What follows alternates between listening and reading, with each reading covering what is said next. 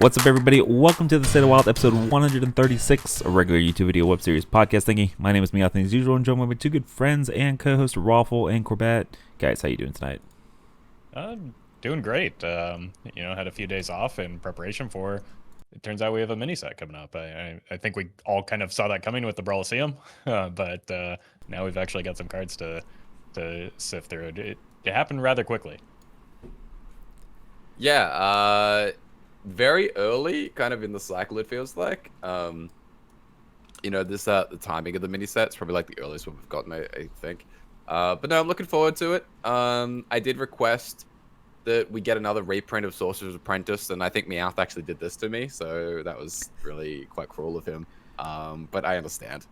Well, you're gonna get people putting in like accusations of assault over here, bro. You can't be just throwing that out. Even though I may or may not give you a black eye if Sorc gets reprinted. So, yeah, it is kind of crazy though. We just had like the big balance patch for the set, like the big one that has all the data, and then like a week later we're getting a mini set, which kind of feels a little bit bad because I've heard that like Standard's in a pretty good spot because of that balance patch, and it might get thrown up in the air with this. But I don't know. As a selfish content creator, new card's cool. New card's fun. I'm excited to mess around with them. Some of them look pretty cool, and I'm really excited because we have to start off. Big announcement: dual class cards are back, and it looks like they're going to be like a regular thing. Dual class cards are exciting. Also, brand new combinations from when we previously had dual class cards. Given that we also have 11 classes, so it'd be a little bit hard to do that. But it is really cool. I want to get y'all's opinion before we dive into the cards. I know we're a fan of dual class. Are we also a fan of kind of how they're mix matching the classes that they're doing these? So like each class gets 5 cards, but you're like 2 matched with one class and 2 matched with another. Yeah, I mean, as long as the way that they're doing it is as creative as they have with this as well as in the past.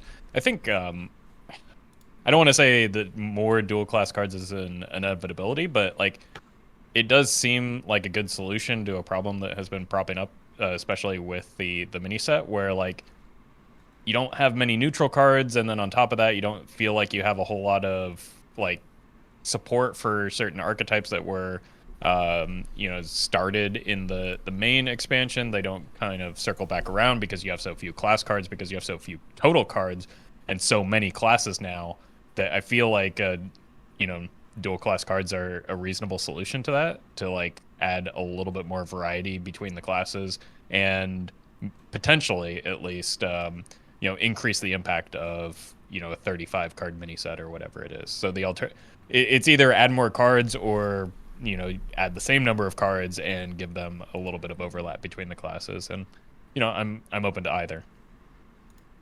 Yeah, I'm happy with this. I mean, there is the alternative idea of just getting rid of mini sets entirely, but I think we're a long way away from that. I think this is a good temporary solution to make the mini set more impactful while keeping it mini.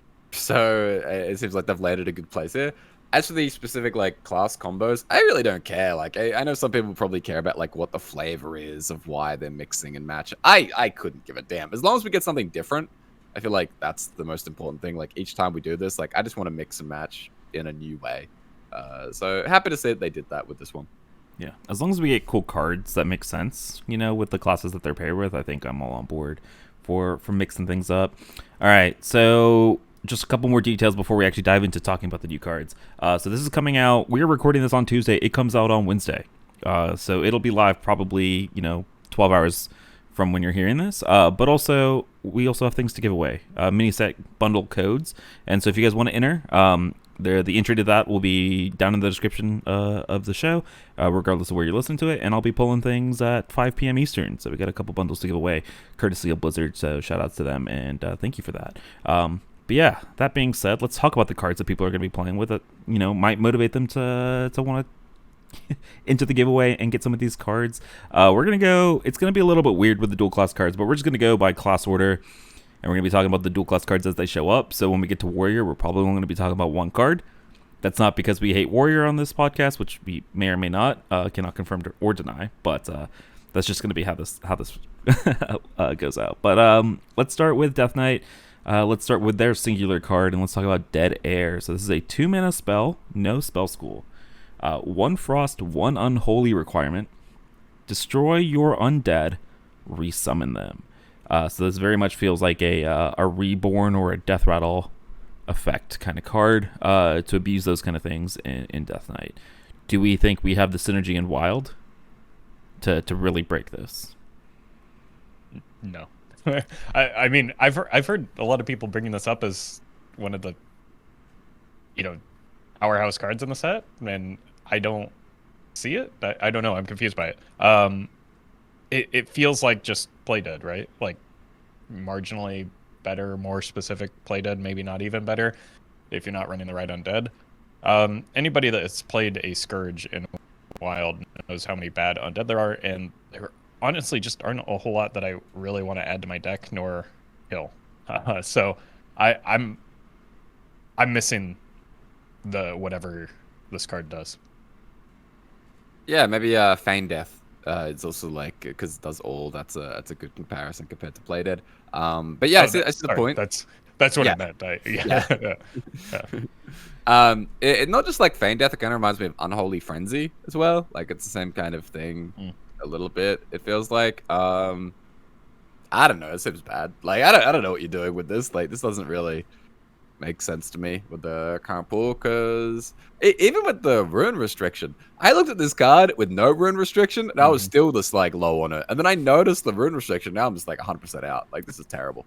Yeah, I mean the only like undead death rattles that you would really care about are probably neutral anyway at this stage. But like, are you playing this just so that you could kill an egg? Is it just egg? Egg Death Knight? I don't know. I'm glad I'm not entirely crazy, I guess. Yeah.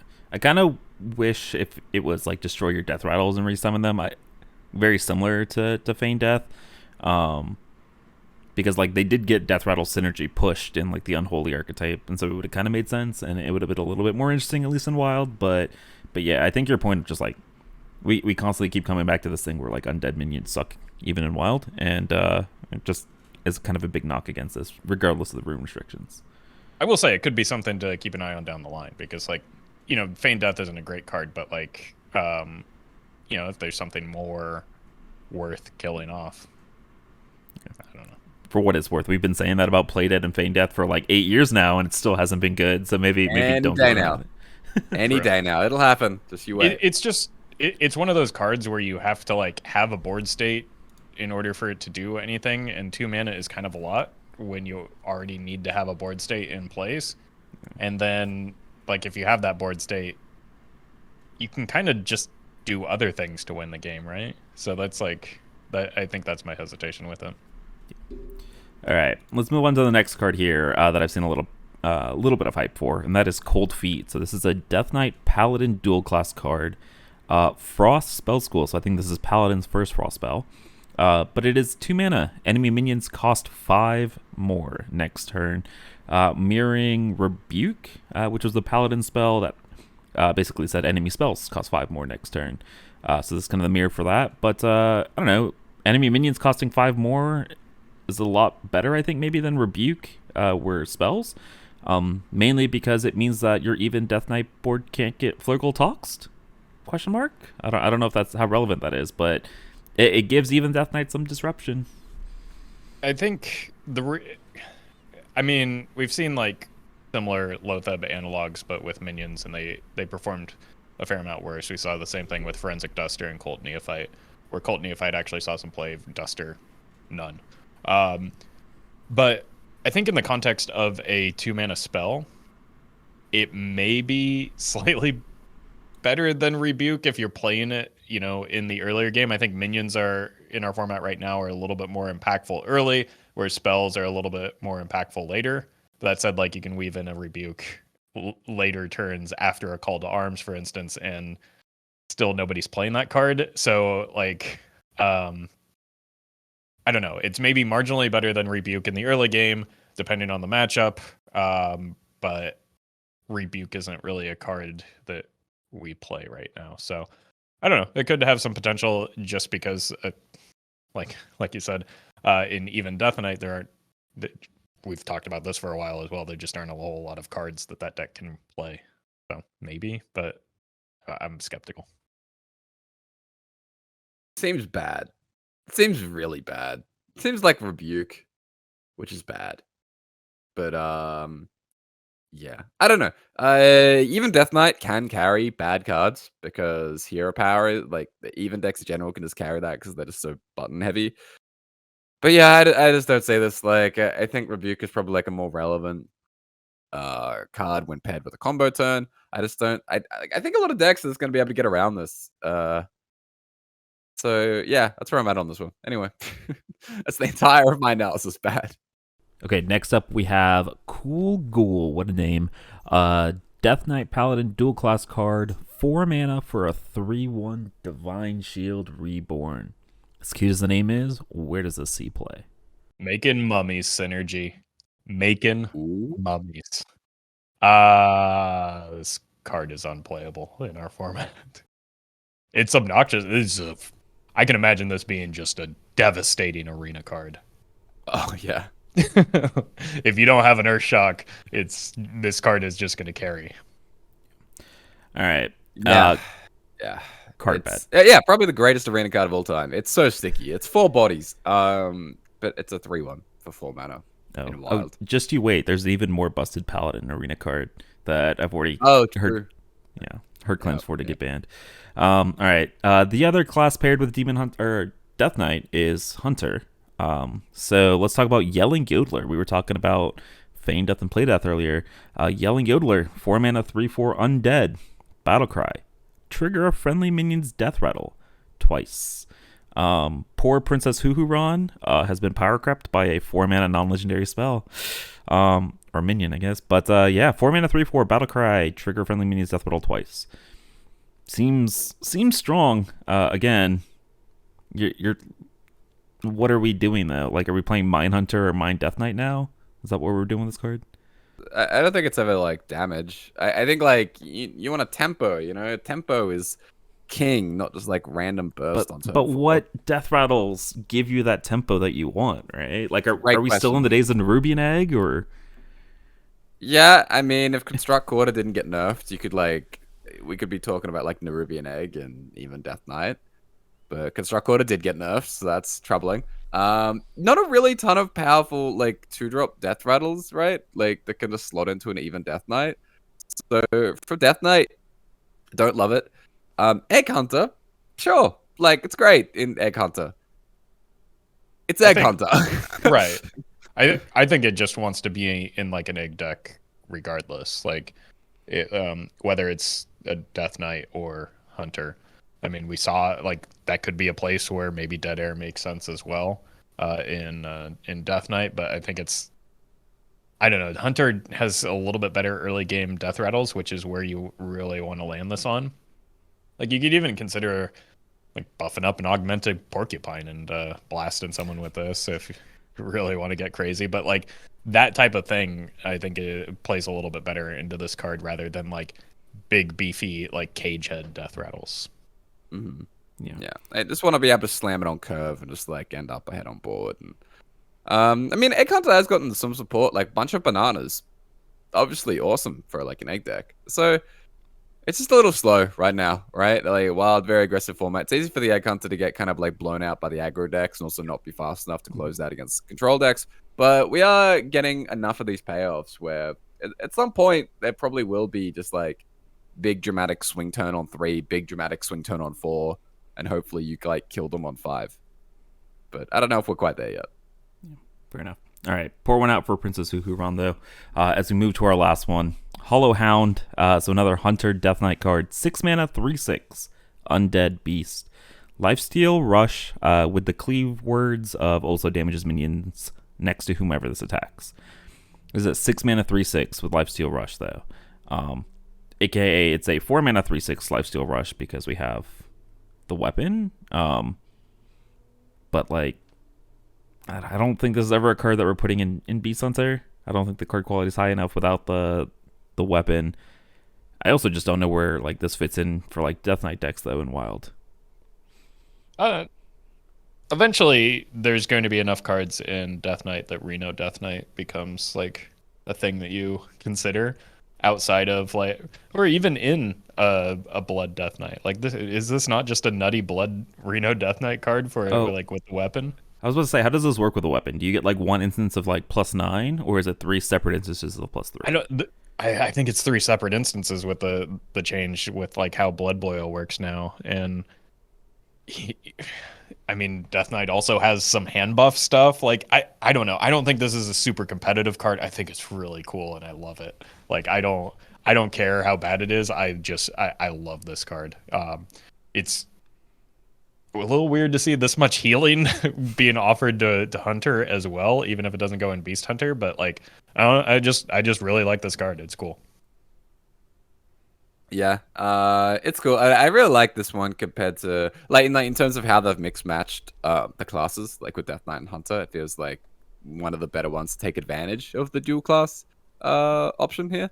So that's cool. Playability, don't know. Like even in Blood Death Knight, I'm kind of a little like low on it. Um, I feel like it's probably gonna be more awkward.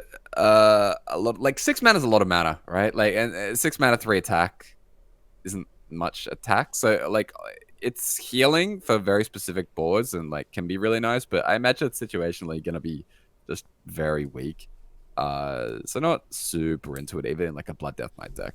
Yeah.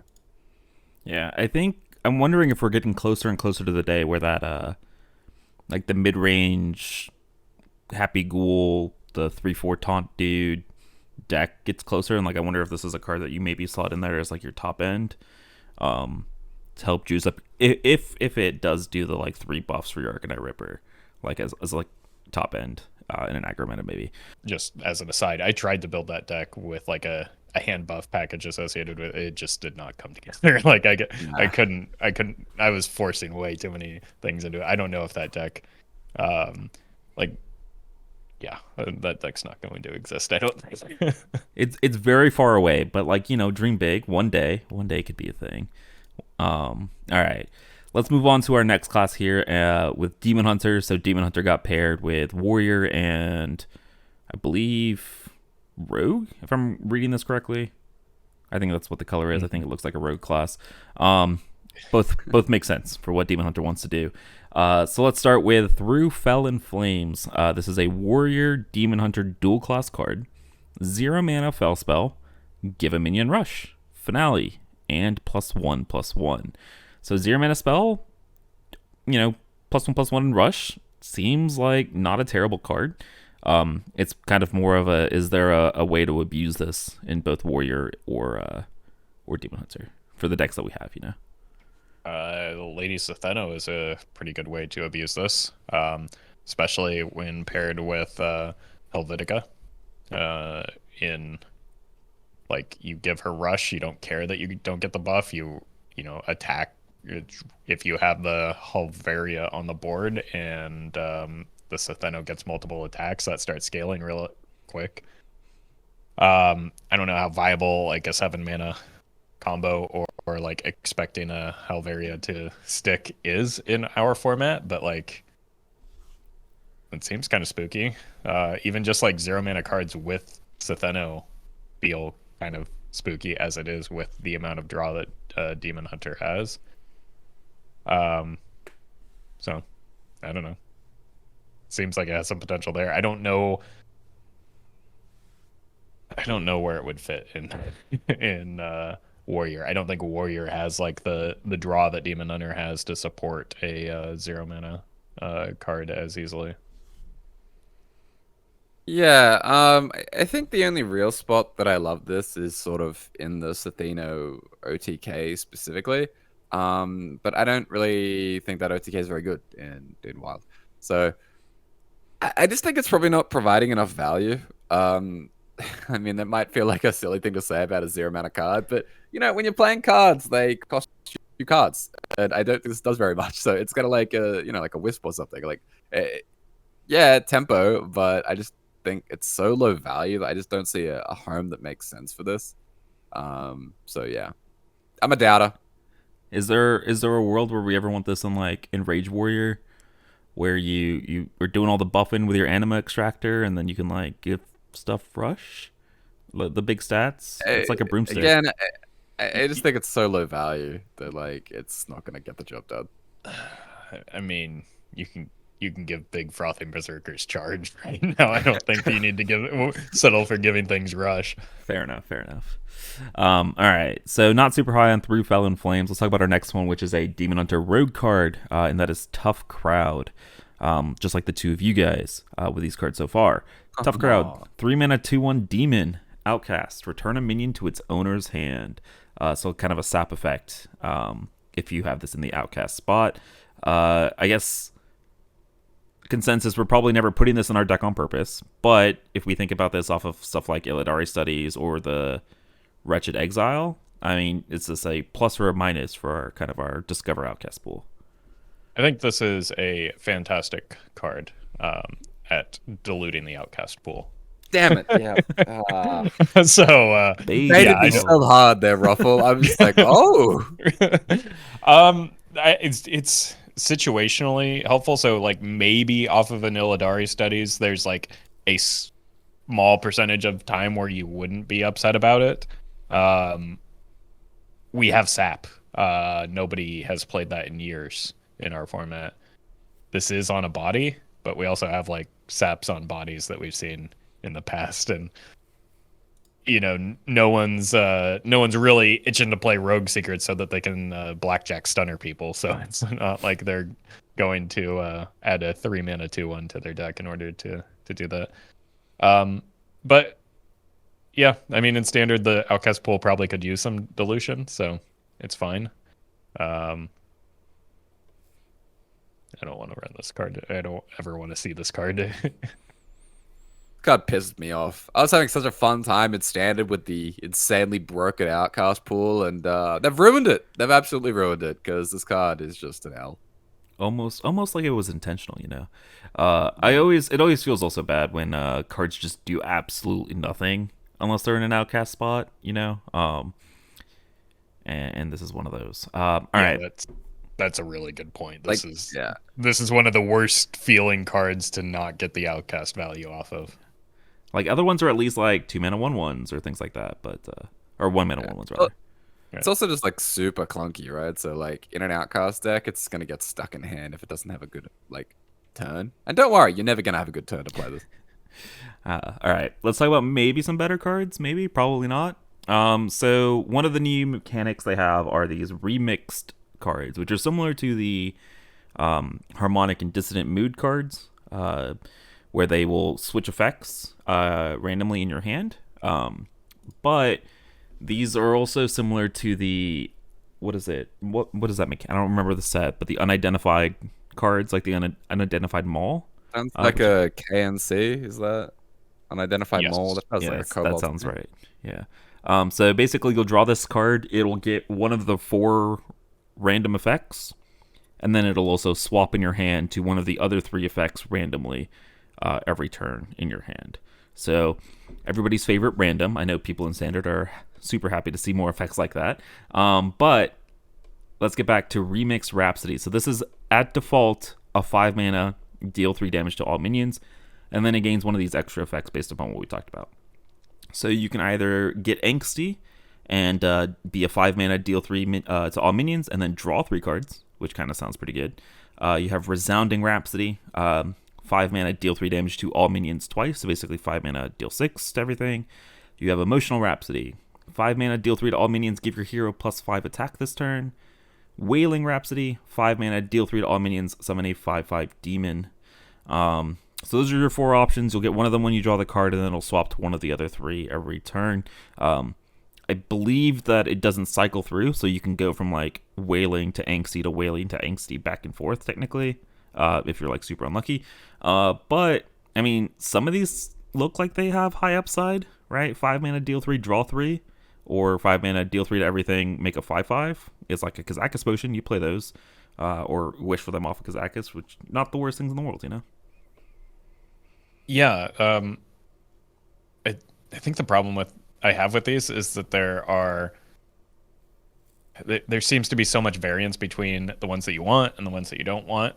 and then couple that with the fact that a lot of them are like either curve plays or very situational plays, so you're just kind of forced to play whatever you get that turn rather than like make a an informed decision based on what you roll. So I'm generally not too keen on these cards because like you said, deal 3 draw 3, great card. I love it. I want to play that.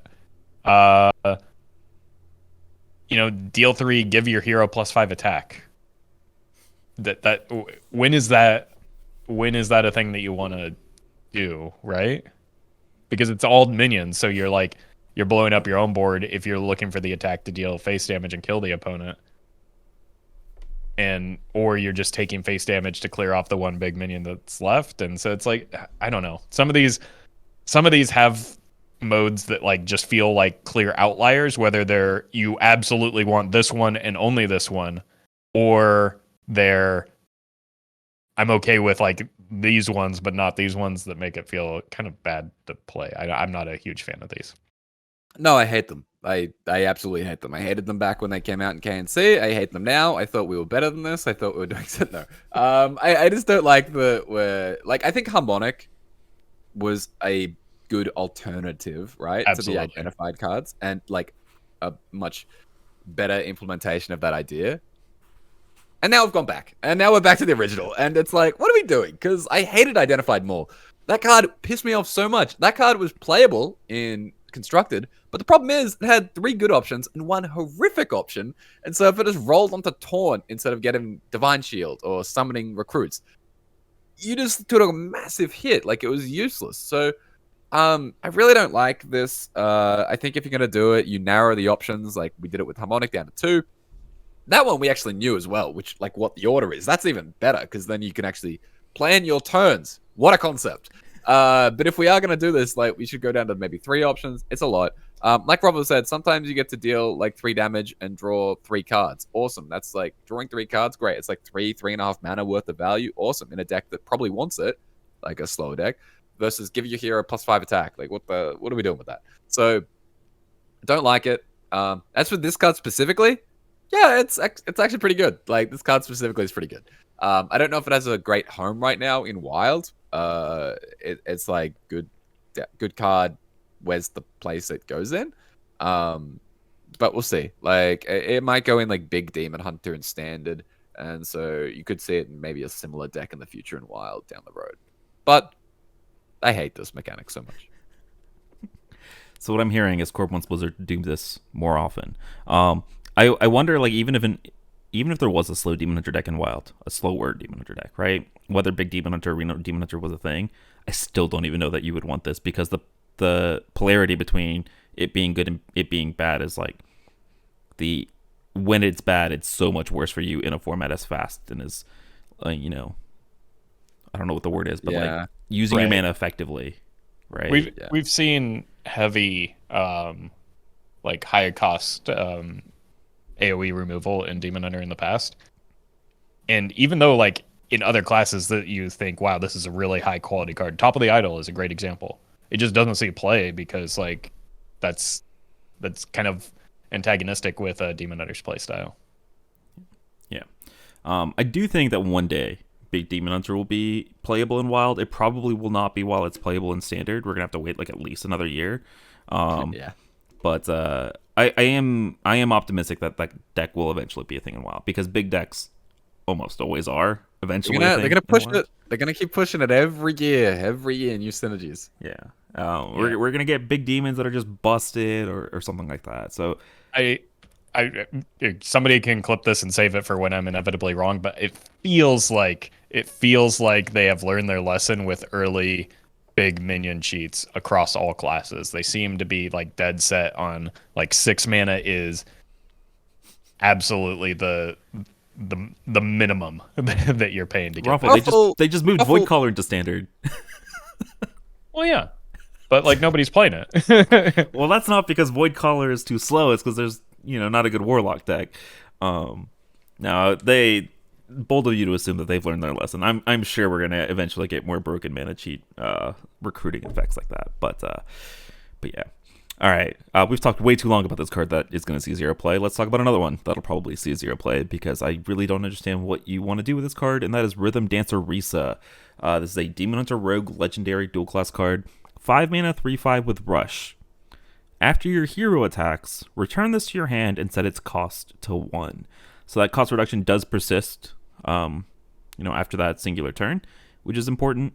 But this seems like a card that you don't really want to be playing on 5. You want to be playing on like turn 6 or 7 or 8. And that means you're playing a Rogue or Demon Hunter deck that wants to go to turn 6, 7, or 8, which right now aren't really decks you want to be playing, as far as I know.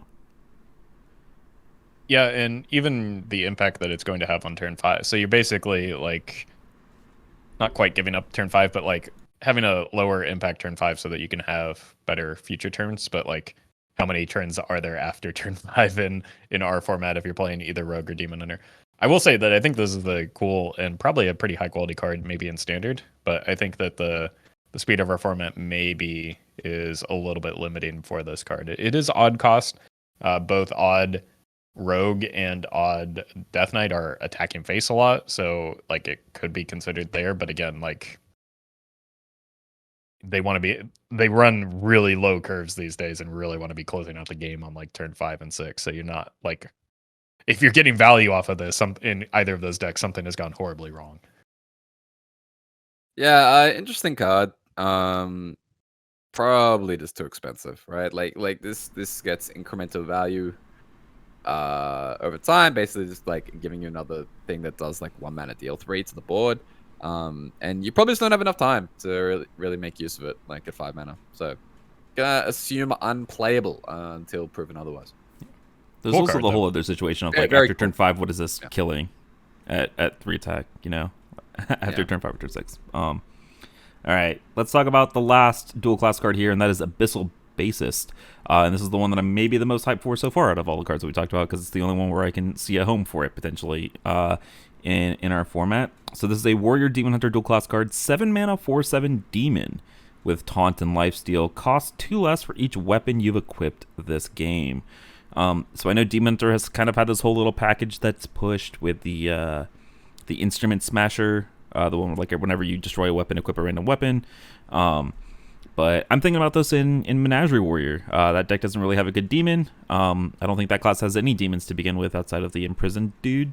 So like if you amalgamate, you have a high chance of getting it. And you play a bunch of things that generate weapons, right? You play First Mate, you play the Baton, you play... maybe you're on an Imbued Axe build. You're playing the Sword Eaters potentially. So you play a lot of weapons. Get this down fairly cheap. And I don't know, things that can cost 0, 1 mana seem like pretty strong in our format, so I've been told. Yeah, you could also like run some. I don't know if you mentioned it or I missed it, but like a N'Zoth's First Mate is a great turn 1 play for that deck. And then it's just not really something that you're concerned about overriding too. So it's like you really get this online pretty quickly in that deck. Another thing that could be worth looking into is like the Outcast like questline deck with maybe, because it's already running double Glaivetar, maybe you consider throwing in Calamity's Grasp and like increasing the consistency of getting this online, because that deck feels real anemic if it has like Philosophies and Brutes or Wallopers in hand, but no like cost reduction on those, or no like, or just draws the Philosophies and not the other minions. So like that could shore up some of the Feast or Famine nature of that by just like having another either wave of threats or another potential threatening minion, or even just something that can delay for a turn or two to get there. Yeah, you could even run Tusk Piercer if you just run the Peddler as well. So that's the Demon Hunter weapon, the 1 mana 1/2 that draws a Death Rattle card. So that could just also help with the questline Demon Hunter deck potentially. Would require a different build a little bit, but I could see that as another way to get it cheap. But yeah, look, we've been shitting on a lot of cards so far. I think this card's one of the best ones of the set. Very easy to see it coming down for 3 mana, even on curve. And like 3 mana 4/7 Taunt Lifesteal, it's pretty damn beefy. I do like well, maybe not like, but I appreciate the fact that they've kind of put it at 7 and they're reducing it by 2 each turn. So there is kind of this awkward jump between 1 and 0 where it's sort of not sometimes as worth it to make it go down to 0 cost. So it's kind of cute compared to if they had to just put it at like 6 mana or something. But yeah, whether it's a menagerie, I'm sure Demon Hunter can experiment with it as well. I really, really like this. Yeah. For those of you guys that don't know these Demon Hunter weapons that they've mentioned, because I sure didn't and had to look them up. So Test Piercer is the 1/2 for 1 mana that Death Rattle draws you a Death Rattle from your deck, and Calamity's Grasp. This is the one that I thought you made up a card name, but this is a 1 mana 1/2 weapon for Demon Hunter that Death Rattle adds a random Outcast card to your hand. So these are cards that exist. Crowd. Random tough crowd seems good. Fair enough. Yeah, you just turned me off from that card. All right. I just wanted to make sure that people didn't think that we were just making things up. Let's move on to the one benefit to a broader Outcast pool in Wild, you're less likely to get the tough crowd. You're also less likely if they just didn't print it, which is what they should have done. Don't worry about it. All right. Let's move on to Druid. So Druid comboed with Priest and Warlock this set. And so let's start with the one that had people really hyped. This was kind of the unintentional leak or intentional leak of the mini set that happened last week, and that is Funnel Cake. I don't know what music festival has funnel cakes, but I'm kind of down for it. 1 mana, Priest Druid dual class card. Restore 3 health to a minion and its neighbors. For each one overhealed, refresh a mana crystal. Before we dive into it, I just want to say there were dev notes. So Leo was doing dev notes on the cards for this mini set, and he said this originally was a little bit more mana, but it overhealed all minions, and had the same effect where it would generate mana crystals for every minion overhealed, which kind of sounded like it would have been kind of busted. So at least we have this version. How busted is this 1 mana version? At least we have this version. This card kind of scares me, right? We were talking about Crimson Clergy quite a bit going into the expansion, and yeah, if that deck has a consistent win condition, this is going to be a big part of it, right? This does everything that deck wants to do, right? It overheals, it heals multiple minions, so you could potentially draw 2 off of this pretty reliably. It refreshes some of your mana crystals so you can get your big, pop-off turns a little bit earlier. This is kind of a spooky card from my perspective. Yeah, in a few different places. Like with Crimson and Radiant, all of a sudden with Radiant, we're looking at +3 mana. Valish, things like that. So in Priest, definitely big, super disgusting swing turns. In Druid, I mean, it's a Tony Druid card. You play your Living Roots, and now you have 3 minions on the board. Now it's just another, Lightning Bloom. So that's a thing as well. I forgot about that deck. Yeah, I tried to as well. But yeah, that's another thing. So, that cop the Twig Sphere nerf. It might not even need to play Twig Sphere anymore. I don't know. I haven't really tried that deck since the nerf happened. But that's more mana, so that's exciting. This is definitely a card that is going to be more broken and wild than it is in standard, because we could cheat more mana and we could do more with the mana you cheat. Small amounts of mana boosting. All of a sudden, it's not cheating out another win condition. It's ending the game immediately. So, is it time to bring back the Radiant to 4 petition? You guys can find that down in the description as well next to the giveaway. Make sure you guys sign that. Dude, Corb, you were talking about bringing back Sork. Is this something that takes away pre-Sork from you? This seems like that powerful of a card with Clergy and Radiant. I don't think Priest has the consistency to become a huge problem, but it would shock me if there was a Tony Druid-esque deck. So yeah.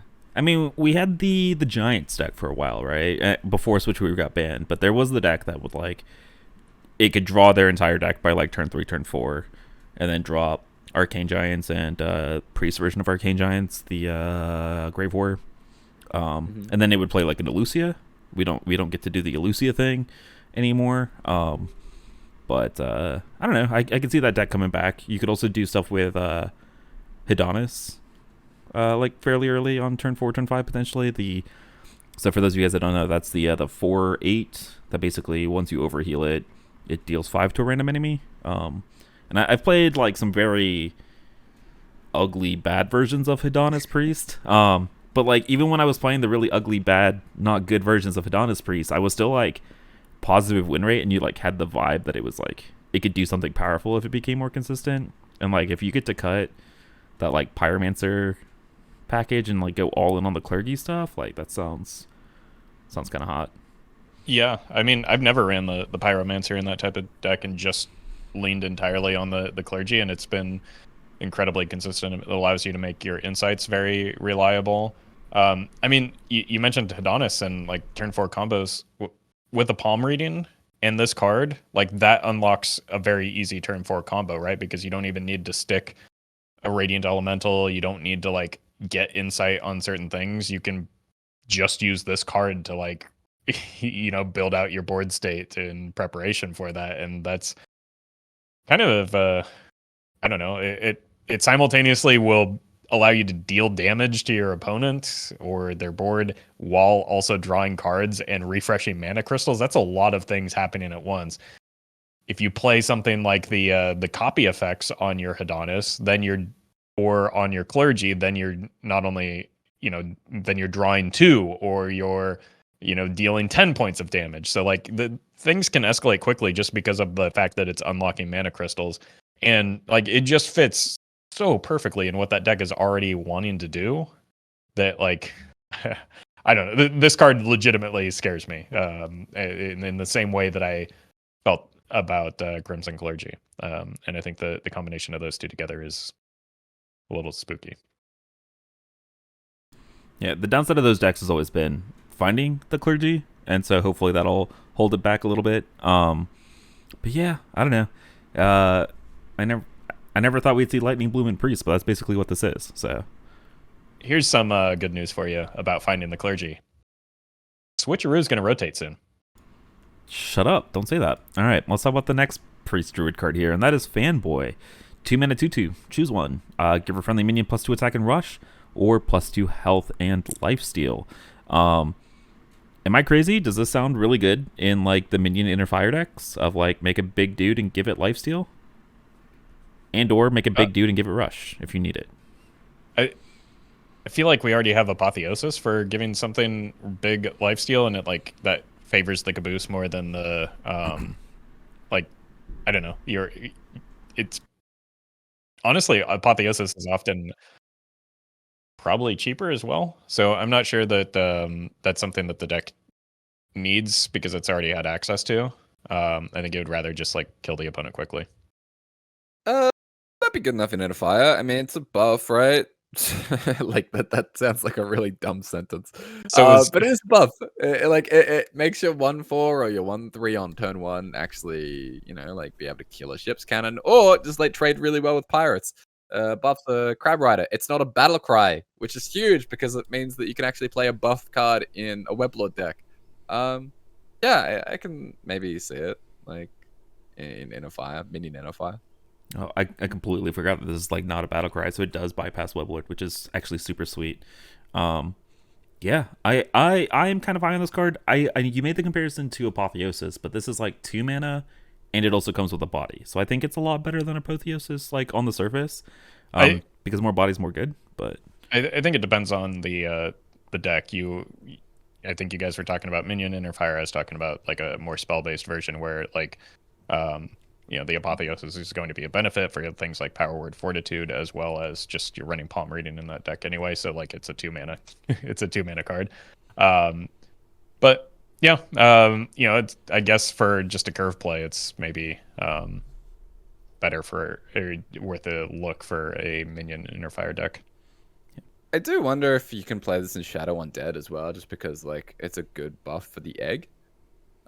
If you are playing that deck, that might be more of a standard thing. I know not a lot of people playing like Undead Egg, Shadow Priest, and Wild, but yeah, just a thought. Well, Meowth can bring Egg Priest back. Ooh, don't tempt me. All right, I'm down. God, all right, so many egg decks for the new expansion already. All right, let's talk about the one Druid specific card, and that is Popular Pixie. So this is a River Croc, 2 mana 2/3. Choose one. Refresh your hero power, or your next one cost 0. And so that next one cost 0 does carry over for the next turn. I mean, this was like a powerful tour guide effect for that hero power druid card. I just don't know that this is what we want in Questline Druid. Like the 2 mana 2/3 that does this is like not something we're looking for. No, you don't really want more minions in that deck. I think this is probably a pretty reasonable card in standard, but I don't think it's what the format needs or our format is looking for. Yeah, I would agree. I don't really think this is strong enough. All right. So we've been saved, right? They didn't buff the oppressive Questline Druid. We're good, at least for one expansion. Whoa. There's still 2 more Druid cards left, Meowth. True. All right. I will say this is a huge buff for everybody's favorite Even Druid because the refresh actually relevant with the 1 mana hero power. So not that Even Druid's a real deck, but I do love that, and I will always stand for Even Druid. All right, let's talk about the Druid Warlock cards. Let's start with Blood Treant. This is a 0 mana 2/2. No, but really it's 5 mana for a 2/2, but it costs health instead of mana. So it's a 0 mana 2/2 for 5 health. I've seen people really hyped for this card, ranging from a bunch of different things like Aggro Druid to stuff like Darkleer Warlock, which I'm not sure, like Darkleer / Demon Seed. I'm not sure that's where that wants to be, but also even things like Cute Warlock, where it's a 0 mana 2/2 for your buffs and things. It is 5 damage that you have to take for this 2/2, and we do live in a world with Questline Druid and Kingsbane Rogue and things like that. So how are you guys feeling about our friendly neighborhood 0 mana 2/2? I don't know where you're looking, but everywhere I've looked, people have been calling this the worst card in the mini set and the worst card that's ever been printed. To those people, I say you are cowards because 0 mana 2/2. That said, I don't think that I think this is a terrifying card to play in our format as it currently stands. With like taking 5 when you're just getting domed by a Questline Druid is a really bad idea. To clarify, it also doesn't work anymore with the way that they changed like paying health for things. So it doesn't work with a Questline Warlock, which is good. We don't want that to happen. Crystallizer is already polarizing enough in that deck, and it wouldn't work in refreshing mana crystals with like a dark glare. So I think both of those are good things because those are probably where this card is scary. I think this is legitimately would have been maybe a horrifying card 3 to 4 years ago when Aggro Druid was like a relevant and like concerning deck in our format and was just pretty dominant. It may have even been longer than that. I couldn't tell you for sure, but like, 0 mana 2/2 is terrifying. I think that like the numbers maybe just don't quite work out enough, or it's maybe too much health for how few stats you're getting in modern Hearthstone. Because we just have Parachute Brigand, right? If you really want a free 2/2, you can just play Pirates and win a lot more games. So I think that a combination of like the mana to stat, or the damage to stat line, and like the speed of our current metagame, in particular some of the decks that go over the top, like you mentioned Kingsbane and Questline, that this is a little too risky to play. Like in Aggro Druid, I still think it's really good. So I will say that much. Like I do think it is still very strong in Aggro Druid. And Cute Warlock, if you're not playing Raised Deads, like I know there's like if you're playing sort of like patches and stuff like that instead in Cute Warlock, then you wouldn't play Raised Dead, which means that you could actually play Blood Treant without killing yourself on turn 2. So that's exciting. So I can see it in that deck as well.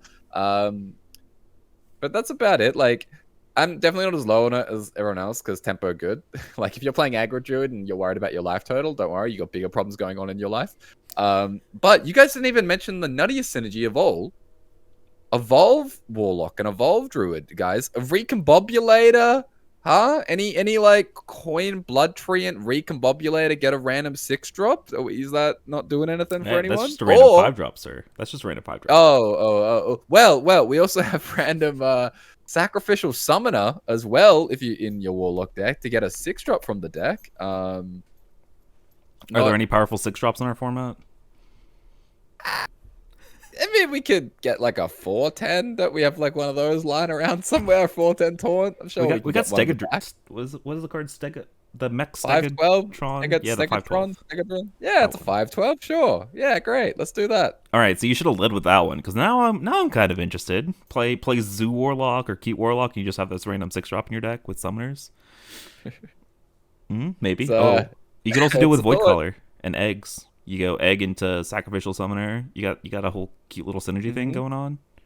Yeah. Oh, Possessed Lackey's your 6-drop. Boom. There you go. Yep. There we go. Just cheat it out. Turn 2, just coin, bam. Possessed Lackey on the board. Hell yeah. Hey, look. I mean, Possessed Lackey on 2 is a lot better than Possessed Lackey on 6, so I'm kind of down. True. Yeah, my bad about the mention about Demon Seed and Questline Warlock, because I completely forgot they changed that interaction, because I'm not going to lie to you, still don't really understand the change and how it works, so... To be fair, you are far from the first person to think that when this card was released, and like I saw some other reactions that were a little bit more panicked than you. So I applaud your restraint there. You know what this will be really good in though. The one thing we haven't mentioned, the friend request Suicide Warlock deck, where you try to finish a game as fast as possible. This will definitely help. That's another deck you do want your raised dead in for these Blood Treants. All right, let's talk about the last dual class card here for Druid and Warlock, and that is Doomkin, 6 mana 3/4 for you to Sacrificial Summoner your Blood Treant into. It is a 6 mana 3/4 Battle Cry. Take one of your opponent's empty mana crystals. I'm not gonna lie, regardless of how good this card is, I do love the flavor of how they like tied the Warlock and Druid together here with this. I do love that. I think the card is not very good, but it is pretty funny. I love this card, even though it's very bad. But I love it for the reason you mentioned, for the flavor. And also, you know, we should punish players more for not spending all their mana, because spending mana good. And so, like, I'm into this. Wait, how does this punish? Oh, empty mana. Oh, it just like steals I a read mana it crystal. wrong. Like if they're on 6 mana and you're I on thought it 6 was mana. a full. Yeah, no, I thought it was a full mana crystal. Okay, so this always goes into effect. I thought it was okay. Scratch it. Well, now I'm the one. Well, it's better. It's better than you thought, right? Roffle? It is better, but still, probably not a very good card, though, right? I'm gonna play it though. You imagine Bran with this? Yeah, I saw a Dane tweet where you go like Lotheb and then you like brand this and have some fun with some innervates or blooms and things. Sounds kind of toxic, not gonna lie. All right, Corby, got anything to say about this bad card? Intentionally bad card, because if this card was good, people would be very pissed off. Yeah, right. It's another Ticketus, but probably like worse than Ticketus even, because you're not getting a 6 mana 8/8. All right, so let's move into Hunter here, and let's talk about maybe, you said intentionally bad card, maybe one of the best cards of the set, maybe completely on the other end of the spectrum. Secret Mage finally got a playable 1-drop, because Mage and Hunter are back together yet again. Costume Singer, 1 mana 2/1 at the end of your turn, draw a secret. This is a proactive 1-drop that benefits you, and also snowballs if they can't kill it, and also if you play this, coin Cabal Lackey Rigged Fair Game. What the hell does your opponent ping? Yeah, this card seems really good. Like, really, really good. For specifically Secret Mage, but also like for Secret Hunter, but that's not a real deck. Let's talk about Secret Mage, everybody's favorite deck. I mean, okay. I'll preface this by saying that, like, I've been saying for a while that, like, Secret Mage isn't in the greatest spot right now. It's, like, for how it performs, it's maybe one that, you know, we've even talked about this, that, like, player perception of it is a little bit above, like, where it's actually performing. That said, that was the case not long ago, and then it got, like, Chatty Bartender and Objection, and it propelled it for at least a period of time up to a point where it was, you know, a pretty frustrating and prevalent part of the metagame. I think this has the capacity to do the same. It's, you know, it's 2 cards, right? Like, it's your 29th and 30th card, certainly not of quality. But we've been saying for a long time that Secret Mage is desperate for another 1-drop. And this is it. This is like, do you even run Ancient Mysteries anymore? Do you just, like, is that the cut? I don't know what the cut is. That's the problem. The one benefit to this card, I know I'm rambling a little bit because I hate this card. It's too good for the context of Wild Secret Mage. The one benefit to this card is that Secret Mage now has so many good synergistic cards that people are going to be more inclined to run Renathal in their deck, and that makes the deck worse. That said, this card is terrifying. Like, oh my god, like you don't even need the lackey on 1 because you just have the anonymous informant on 2. So it's like everything just snowballs in that deck even more now, and I hate it. I hate this card. It's easily like it's clearly the strongest card of the set for within the context of Wild. I think it's legitimately good enough that you like maybe you start thinking about playing a Secret Hunter because like this card is silly. Yeah, it's peasant with synergy with those decks. Yeah, I was going to say like this card is we're talking about it in the context of Secret Mage. This is a card I feel like is good enough that you're shoving it in a lot of Mage decks. Like you probably play this in stuff like Quest Mage or Reno Mage or Reno Hunt. Like you are playing this card because it's a 1-mana 2/1 that is going to draw you at least one card guaranteed, right? Thumbs up. It doesn't take very much. I think people probably like they overthink how much a deck needs to move from like tier 3, tier 4 competitive to like very, very, very strong in Wild. It does not take much. Like Costume Singer is going to be one of the best cards in the deck. Secret Mage will probably be back to tier 2 minimum. That's just the reality of the situation. And more importantly, like not only is it a high quality card for the deck, it addresses the historically one of the deck's biggest weaknesses for years at this point, where it only had Cabal Lackey on 1. If you miss the broken Lackey turn and you're on the play, you might fall behind. Now you have a little bit of redundancy in that. It becomes an immediate like threat that the opponent needs to remove, or it scales out of control, and like it just addresses the biggest, one of the only holes that the deck actually had. Yeah, as for cuts, I'd be expecting Arcanologist or Medivh's Valet to be the two cards that are kind of on the chopping block.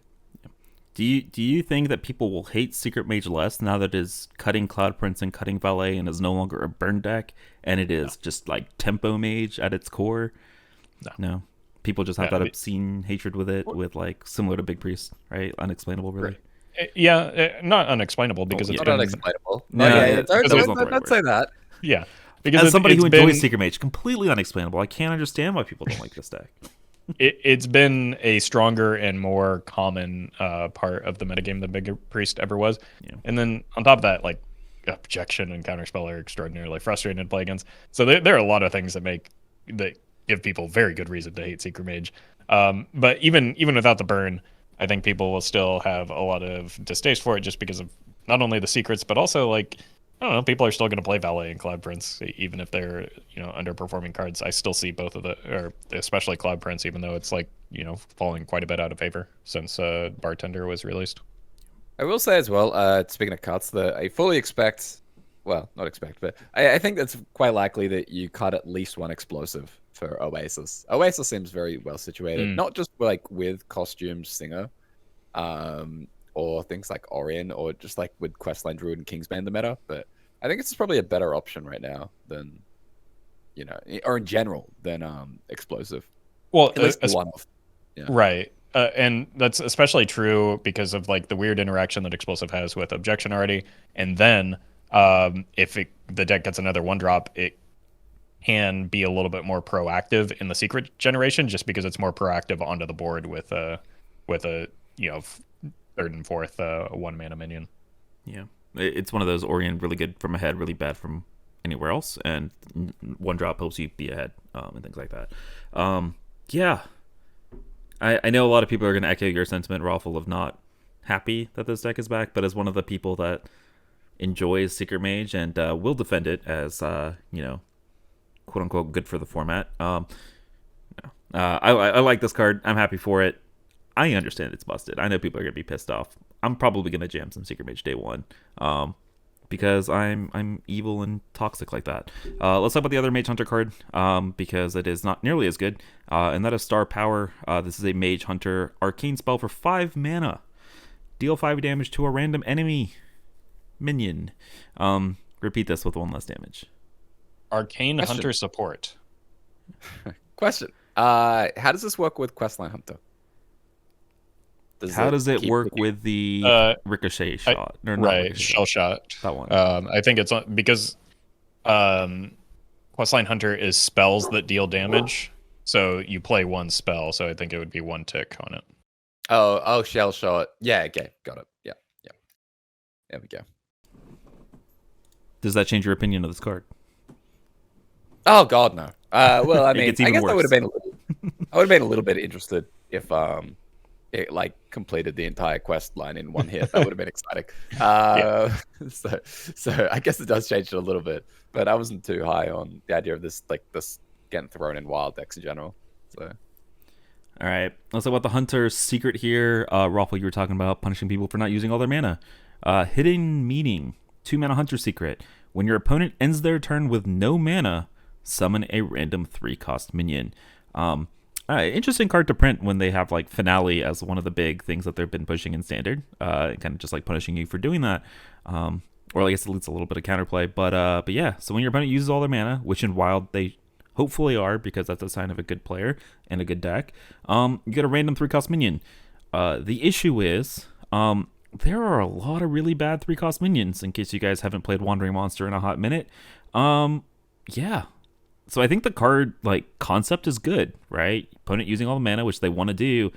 The issue is 3-cost cards not good, especially when they're random. Yeah, this is not a secret that you want to run in your deck. good Standard card, bad Wild card. Well, Yeah. Ruffle's questioning the good Standard card part. Three drops are pretty primo in Standard. Like, there's a lot of times that you get like 3/4s with upside, and it has charge. All your That's- opponents yeah. will get Muklas, and you'll get, I don't know, are there 1/1s or 1/2s in the format? Yeah, I mean, there's secrets, right? Like, no one's gonna play them unless they're busted anyway. So it's like, it's a secret made for us guys. All right, let's move into Mage here. So we talked about the Mage Hunter cards. The other dual class card is Warlock. So Mage and Warlock cards. Let's start with Fiddlefire Imp, 3 mana 3/2 demon. Add a random Fire Mage and Fire Warlock spell to your hand. I'm not gonna lie to you, I haven't taken a look through the collection to see the selection of fire spells, but yeah, go ahead. I would not bother. I would not bother me Emulate. out. Immolate. That's all you need to know. Oh, It's on curve Immolate. Fiddlefire Imp into Immolate every time the opponent concedes. This card's bad. I actually wonder if you can play it in Standard in block. I wonder if it like in Standard it's actually not that bad in that. Yeah. If you're playing it for an imp, I don't know. I was Yeah, fixated yeah. on mage for whatever reason. But even then, like, Mm. you can probably do better things with your hand is full with imp block because you have impending catastrophe, don't you? Yeah, I'm going to move these 2 Standard players onto our next card because we're a wild podcast. Let's talk about Reverberations. 3 mana Mage and Warlock Shadow spell. Summon a copy of a minion. Each one dies after taking damage. I've seen a little bit of like theory crafting with this card as like a molten reflection effect in Warlock, where you can like copy Tamsins or things like that. Because you like play Tamsin, you play this, and then you get a 0 mana version of this, and so then you get 3 Tamsins, and then you play like Boar and POs and stuff, which is kind of cute, because then each PO gives you back 3 more POs. It's expensive, right? Because that's 6 mana plus whatever combo you're doing for 3 Tamsins, but it is also 3 Tamsins, which could lead to some shenanigans. I don't really know what you're doing combo wise with this, but it is an effect that we haven't really seen in Warlock, and so it is kind of interesting. Yeah, I mean the problem with that though is that you can't reduce the POs to 0 otherwise, like with a Rune Mithril Rod, so you can't like expedite the combo in any way because you run the risk of breaking the Tamsin interaction. You could also like use this on the charge minions themselves, or at least the second one on the charge minions themselves, and like probably get more damage out of it that way. Also, you could summon a copy of your opponent's minion, and then it dies to take 1 damage. So like this deals with something like a Neptulon for like 5 mana in Mage, and then also gives you a rather fragile Neptulon. Pairs well with like Death Rattle minions and cubes. Pairs nicely with Egwin, but that's like a standard thing. So like there are definitely some cute synergies. It just feels, and I hate to be repetitive on this, but it just feels a little slow. Like it is really what it comes down to. I think it's a very cool card and has some very interesting implications and like sweet stuff that you can do, but you're just gonna get run over by aggro in the process of trying to set that up. Yeah, this seems weak. I haven't like the idea of the whole tangent combo is slow. It's worse Molten Reflection in Mage because you can't hot streak it if you're like aiming for something specific like that. So yeah, I'm very low on this card for now. But Roffle said the forbidden words. He said carnivorous keep with this card, which is like that gets me There's a excited. reason those words are forbidden. Yeah. It gets me excited nonetheless. I solved it. Oh. It's for the Void Callers that everybody's playing in Standard. All right, we're mentioning standard again. We're moving on. Nope, not even gonna let you rebut that. We're moving on. Let's talk about Corb's favorite mechanic of the set. Let's talk about another remixed card. This is Remixed Dispensabot. This is a 4-mana 4/4 mech that does the thing. It'll either be a 4-mana 4/4 Battlecry, get 2 random frost spells, get 2 mechs, which is really good if you're playing mech mage. Money Dispensabot, Battlecry, get 2 coins. And then Mystery Dispensabot, get 2 random Mage Secrets. And that is to your hand. That does not cast the 2 random Mage Secrets. Yeah, this seems like really good if you always could get the mechs, but really bad otherwise. I don't know if you guys want to say anything else on this card. No, I don't think you want the mechs because I don't think you want this card in Mech Mage because it costs 4 mana. I don't know. This is the one where it feels like maybe some of these are the closest to parity, at least, because they're all kind of... Because they're random, so like you're just getting random cards. The only place I could see this, having a home is in like a Reno Mage. It's a value card. It's not a Mech Mage card, even though it says Mech on it. I think it's maybe something that you're okay if you generate in a Mech Mage in certain instances off of like a Gorilla Bot or an Amalgam. But you don't run this main deck. Yeah, I think it's actually not that far away from the Mech Mage, but it probably just doesn't quite make it.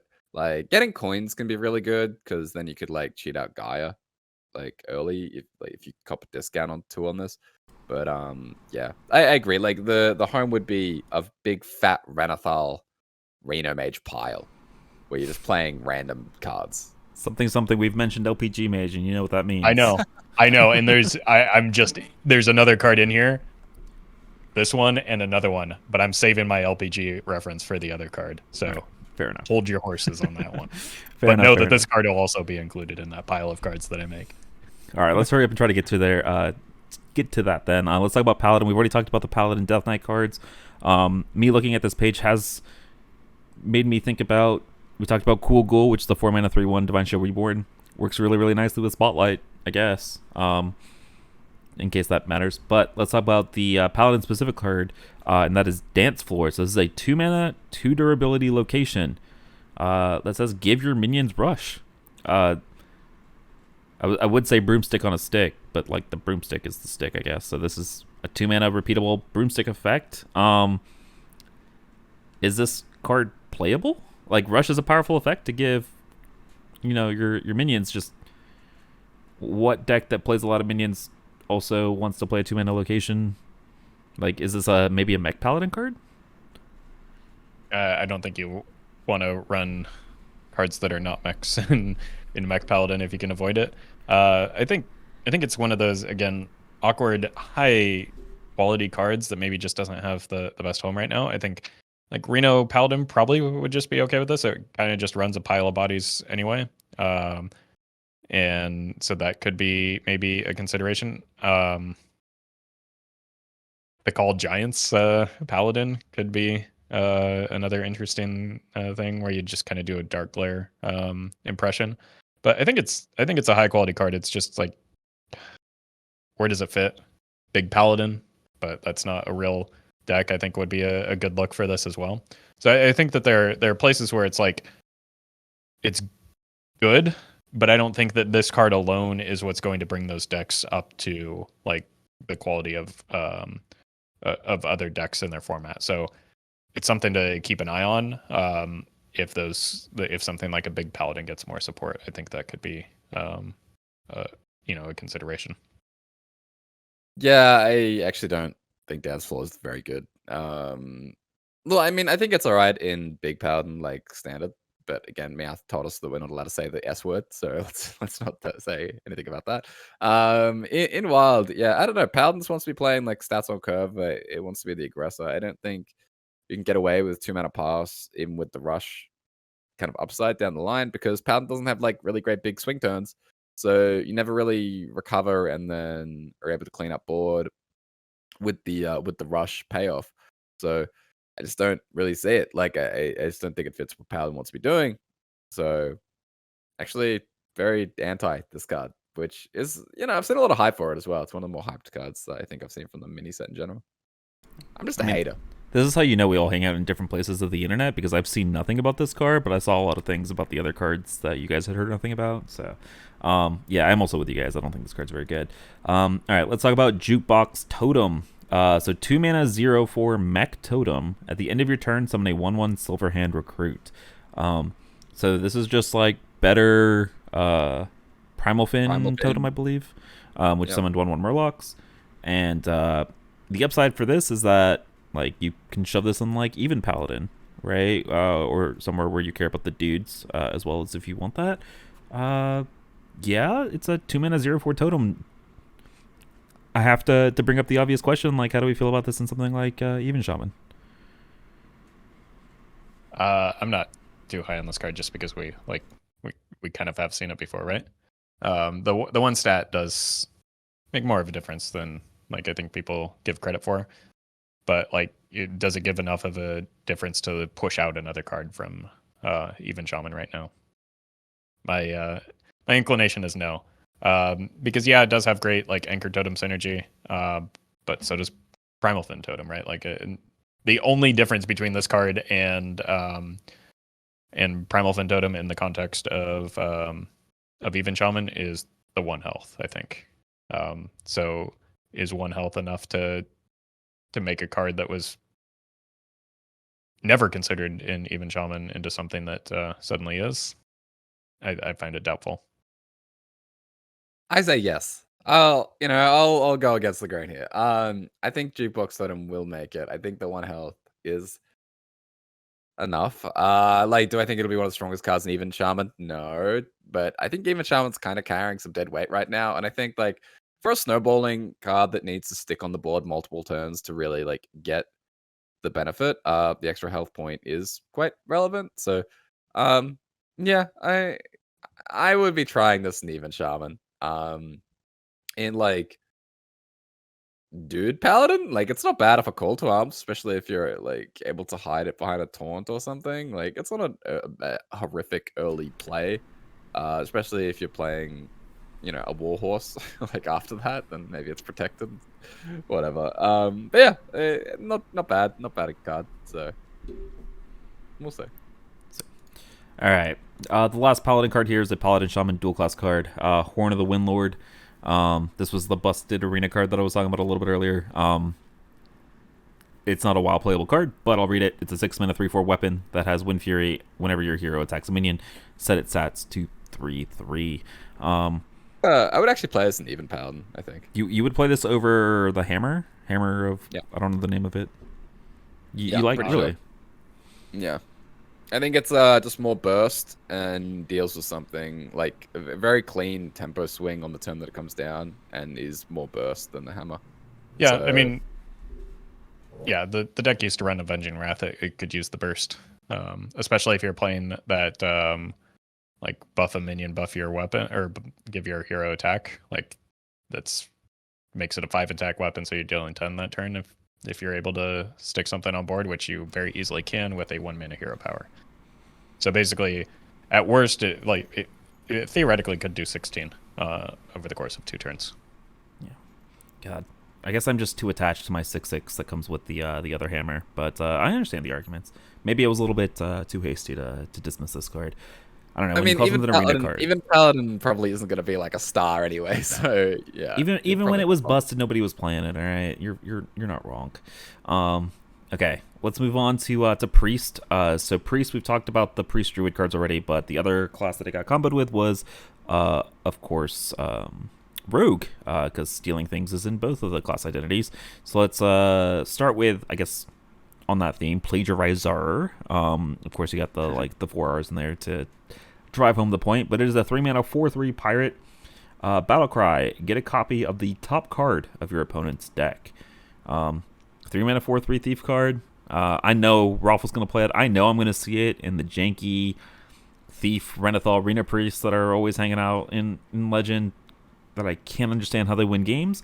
I don't know that it's necessarily a great card, but I guess it's for, what it's trying to do. It does that job, Yeah, it's a fun card. I like it. Give me your Shutterwalk. Play that polka out, and I'll follow up with this. I like how subtle the name is as well. So that's good. Yeah. All right. And the other Priest Rogue card is Deafen. This is a 1-mana Shadow spell, important for Shadow Priest. 1-mana Silence a minion combo, also deal 2 damage to it. I mean, I think this is worse than the other 1-mana spells that you play on like Miracle Rogue and stuff, because those draw you cards. But I mean, I guess it does give Rogue access to cheap silence. I don't know if that's a thing that Rogue is interested in. I haven't played a whole bunch of Rogue recently. I think if that were something Rogue was interested in, especially on combo, it would just run sap, right? I guess. Yeah. I think this card is not good. Not good. Yeah. Yeah, I think it could probably be 0. It could probably be 0 mana. Yeah. Yeah. Well, 0 would kind of be rough just because of the combo requirement. I think it may be a consideration for like a Reno Shadow Priest, but I think that there's just better removal available for that class. I think that's maybe the only place you would look at it. Yeah, I actually think it might see play in that deck as well. Probably You like more of a meta. It's Anduin Fuel. Like, I don't know. Even then, like, I'm not super high on this card at all. If you want to play at Arena Shadow Priest, you're gonna have to convince people to stop playing cards like Plagiarizer in their deck instead. And that's gonna be a hard sell. So I don't even know if you'll see it there. I've seen people hard run 0 mana silence, so like it's not crazy. Probably maybe more if you're running like a Renathal version, you're getting kind of a little desperate on the fringes, but yeah, not bad for Priest. I think it's more of a Priest card than a Rogue card for sure. Yeah. All right, now let's talk about the Priest-specific card here, and that is Ambient Lightspawn. 4-mana 3/4 Elemental. So Finale and Overheal give another random friendly minion +2/+2. This seems sweet for that like Heartthrob, Tempo, Overheal Priest in that Forbidden format that we will not mention, but that deck doesn't really exist in Wild yet. Is this card going to make it a thing in Wild? Is it that powerful?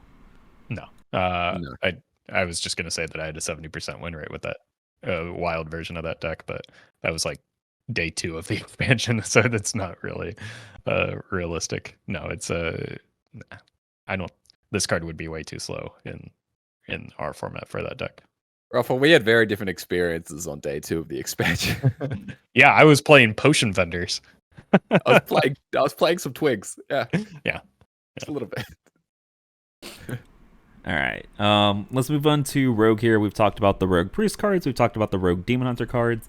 The Rogue card is a 2-mana 2/1 Undead with Rush. Combo gain Poisonous. So a 2-mana 2/1 Rush that can potentially kill things. I don't know where this sees play, but that's like 2-mana kill a thing, which is like not the worst card in the world. It's worse than Plunderer. Yeah, it sure seems like it's the worst card in the world. It feels up there with that 3-mana 2/1 that Rogue got earlier. Look. When you only have one other card in hand, it's so much better than Plunderer. No, then you can't combo it. Right. Well, I said one other card, and then you like play. Oh, what other card? yeah. Oh, okay. Yeah, I don't know. It's okay. Like, it's not awful, but it's not wild strong, I would say. All right, let's move into Shaman here. So we've already seen the Shaman Paladin cards. The other class that I got comboed with was Warrior. So Shaman Warrior. Let's have a jam session as we talk about jam session, which is a 2-mana fire spell. 2 mana. Give a friendly minion +3/+3. Deal 1 damage to all other minions. Overload 1. I mean, it's a 2 mana 3/3 that does a risky skipper effect. Like, this actually looks like it might have potential, question mark. Yeah. I mean, in those skipper decks that people are running, or the War Song decks, it's a lot of extra damage on your Frothing Berserker if you have the mana for it. The problem is maybe the mana cost, because those turns are already pretty heavy, even with a to the front. But it does take some of the burden off of Risky Skipper, which those decks are pretty heavily reliant on right now. So I think it probably fits in there. I don't know if it'll be one of the better cards in the deck, but like people will certainly at least try it. Yeah, seems like a solid option, like to make the deck more consistent without having to get weird like standard and play Wild Pyromancer. Do we ever consider this an even Shaman? That's what I was thinking as well. Honestly, I'm higher on this card in Even Shaman than I am um, the whatever the other totem Enraged. was. Yeah, Oh, just because just because have a healing totem on the board and it immediately does what the damage. So like it's with a healing totem, it's just net benefit. Like the best part even is that you get to kill off your idiot totem. So I think it's worth a look in Even Shaman. I'm higher on it than the Jukebox totem. All right, good shout out on the Even Shaman list. Corbett here refining Even Shaman, like it's his favorite deck. Let's talk about the other card. It's a Backstage Bouncer, 4-mana 4/5 beast with taunt. Battle Cry, transform a friendly minion into a copy of this. Now, how about this in Even Shaman? You take one of those totems that you're summoning off your chisel, and then all of a sudden you played a 4-mana 8/10. Sounds kind of hot. Does it? It doesn't It's a sound 4-mana 8/10. Yeah, it's a lot of stats.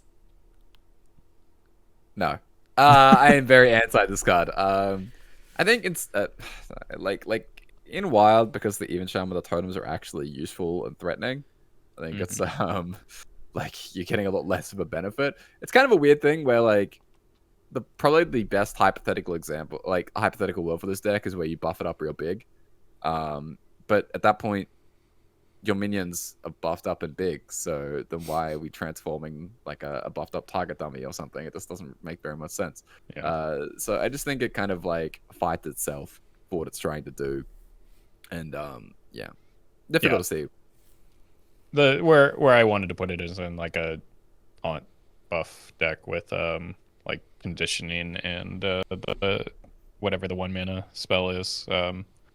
But then, like you said, like you have to kind of do that ahead of time and then like top deck a target dummy so that you have an actual target for it, or even just like damage a minion and then like use this as kind of a heal up on it or something along those lines. I could very well see being worthwhile, but you want to buff this in the end to get value off of it for sure.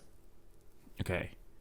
Thinking out of the box here. What about the like the cute versions of Menagerie Warrior that play all the 0-mana minions for like their Roaring Applause, and then you take one of these 0-mana minions and you turn it into a 4/5? Like, and then you can like duplicate this with Voon, and then Yeah, I mean, it's not like an awful idea turning like a little 0-mana card, but I have no faith in that cute version of the deck.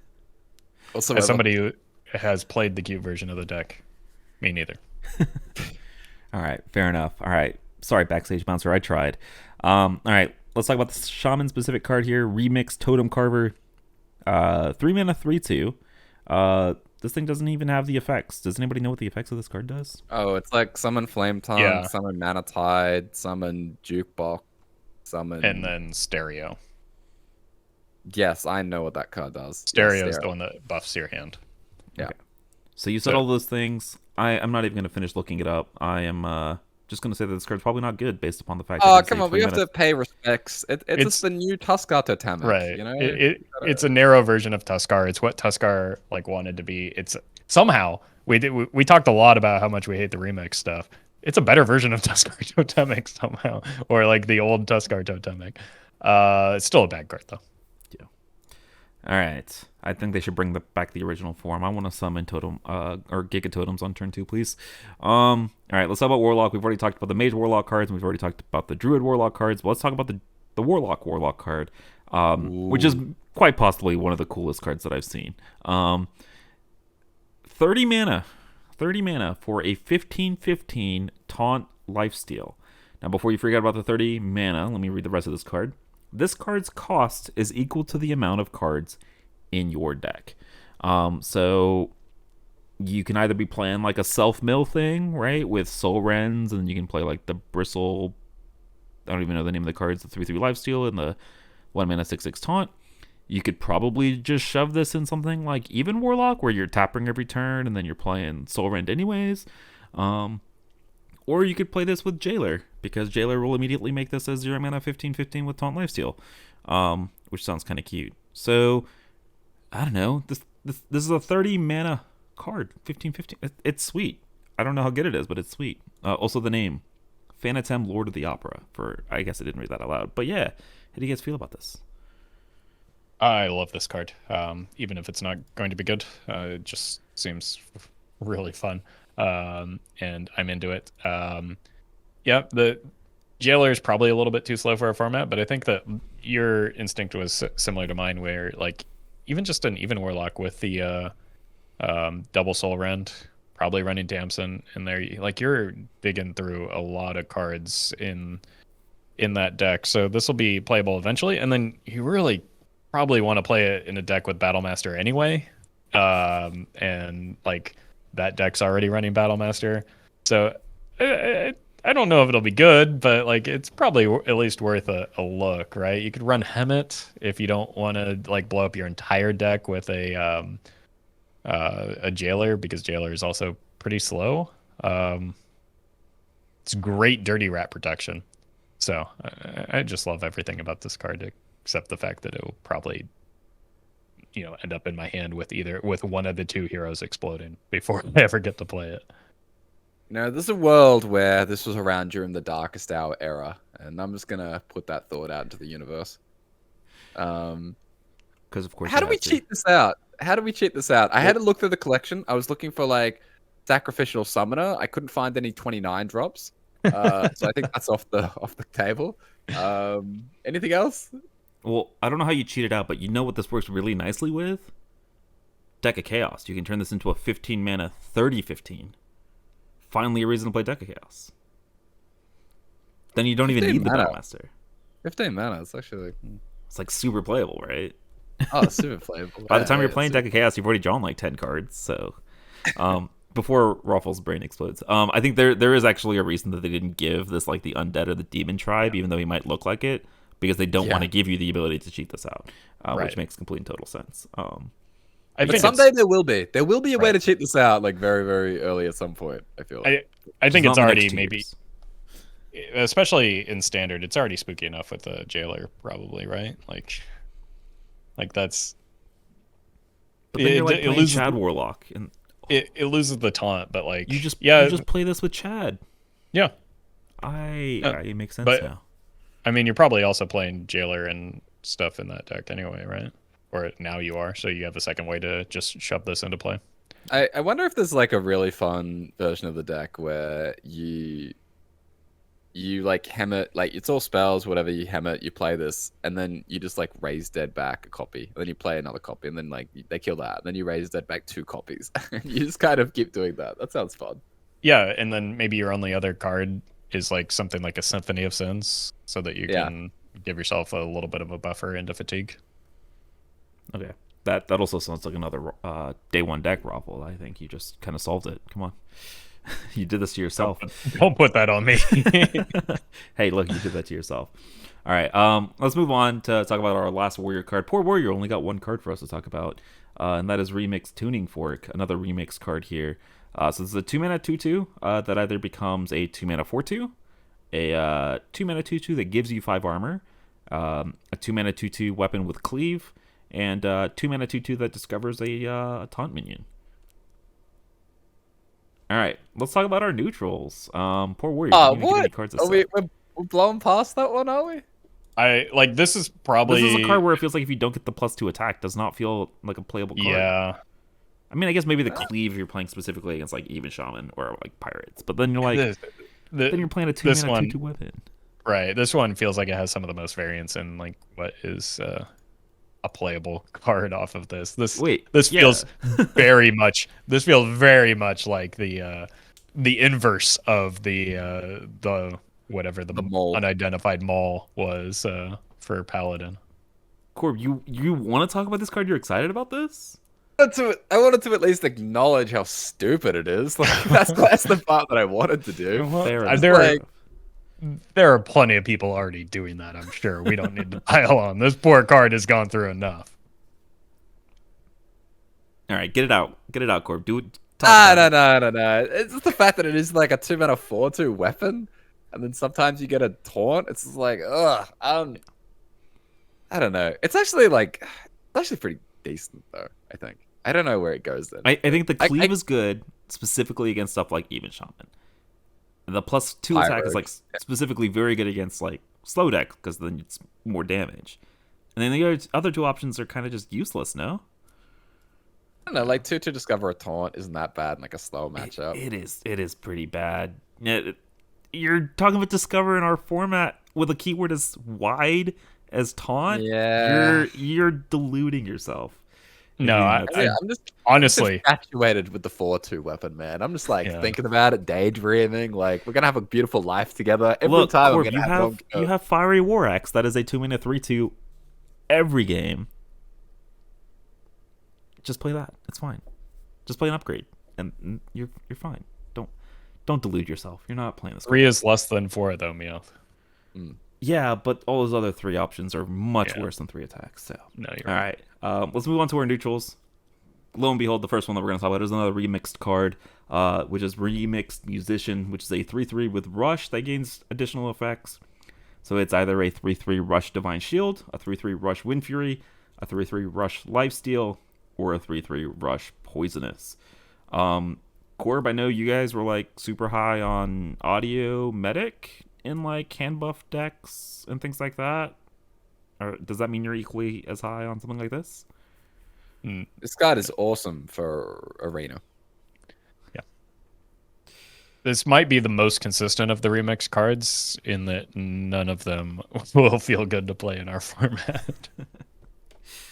All right. I finally actually found out where that warrior card's going to see play. And that's the next one, which is Grim Totem Buzzkill. It is a 4-mana 5/4 Battlecry. Discard a weapon to draw 3 cards. Finally, some use for that 2-mana 2/2 weapon that we just talked about. But actually, unironically, it's a 4-mana 5/4 if you're playing this in like an Abyssal Demon deck. Like, is there a weapon deck where we have a weapon density where we can just play a 4-mana 5/4, draw 3 cards? Not currently, but like that's a powerful enough effect that maybe you consider it. What's the Furnace Fire Colossus. Discard all weapons from your hand and gain their stats. Is this a neutral card? Yes. Old card. 6 mana? Right. 6 mana, 6/6. Discard all your weapons and gain their stats. You're playing a lot of weapons. You play charge with it in Warrior, and that's the best use of the Buzzkill that I can think of. Damn, that's reaching like deep into the bag, Roffle. I forgot that card existed. I didn't because I spent hours on stream trying to make that very combo work, and if I had 4 mana draw 3, I would have been much happier. All right, I lied. I found the actual Roffle Day 1 deck. Furnace Fire, Buzzkill. No, but never again. All right, let's talk about our next one here. Let's talk about Speaker Stomper. So I know we had a conversation about tradable on tech cards last week. So let's rehash that. Let's bring it back up. Not really, but Speaker Stomper is a 4-mana 4/4 tradable. Battle Cry, enemy spells cost 2 more next turn. I mean, for what it's worth, this is kind of on the softer tech that we were talking about last week with stuff like Cult Neophytes. But it is a 4 mana 4/4, acceptable stats with tradable attached to this, this tech effect. I don't think that this card's that good. I don't know if you guys agree with me. But it is tradable, which means that the floor is a lot higher than we might have seen of cards in the past, which means that it's probably going to see a lot more play than cards similar to it in the past. Yeah, I think that two things are kind of baiting people in this, that like it has a Loatheb effect, but with a smaller number. And the fact that it's even. So like maybe you could consider it an even decks, but like the even decks that exist right now are even Shaman, and even Shaman doesn't really want to run not totems, right? Like or not things that synergize with the totems. So Roffle, it has a totem in the art. This is totally a totem card. Poor Stereo Totem getting demolished. Anti-synergistic, yeah. You can't just kill right, it's stomping the totem. Like that is a broken totem that clearly indicates that you shouldn't run it in even Shaman. Yeah, I think people are maybe overestimating this card a little bit. I think they're falling into like the forensic duster trap. Like even Cult Neophytes come out a little bit earlier, have a vanilla stat line rather than minus a stat line, and those have really fallen out of favor lately. So we have Loatheb. Like, yeah, I don't know. I think it's not good in even Shaman, but I expect that it will be good in even Death Knight. I forget about that deck. Yeah, it's easy to. Even Death Knight, obviously the deck that smashes aggro and dies to swing turns and OTKs. Well, this is a good way to not die to swing turns and OTKs, so I can definitely see it there. As for anywhere else, I don't think so. Like, I totally agree with Roffle. I think people are like overrating this card a lot.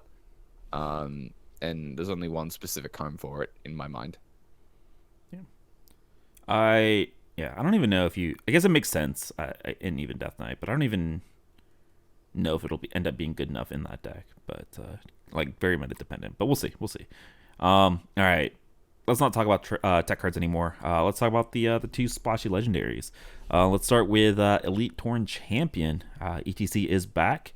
The fourth iteration of the card. He is back to a 5 mana 5/5 finale. Start a rock duel. Players must spend their mana each turn, or else they take 8 or more damage. So in a classic case of reading the card, not explaining the card, let me take a couple seconds here to explain the card. So when you play this card with Finale active, it gives the opponent a spell called the Molten Pick of Rock. Okay, this is a uncastable spell, so something like if you had Shadow Demise its original form, or if you had discovered the scroll in Mage that changes every turn, you cannot cast this card. And so then what happens is it goes to your opponent's turn, and at the end of your opponent's turn, it does the thing where it checks, did you use all your mana this turn? If you did not use all your mana, that player takes 8 damage. If you did use all your mana, it gives this uncastable spell back to the person who cast the original ETC, right? But when it gets passed back, then the damage goes up by 2. And so then it goes back to my turn, and I have to spend all my mana on turn 6. Otherwise, I take 10 damage. It's basically a very, dangerous game of hot potato, of making sure that you use all your mana.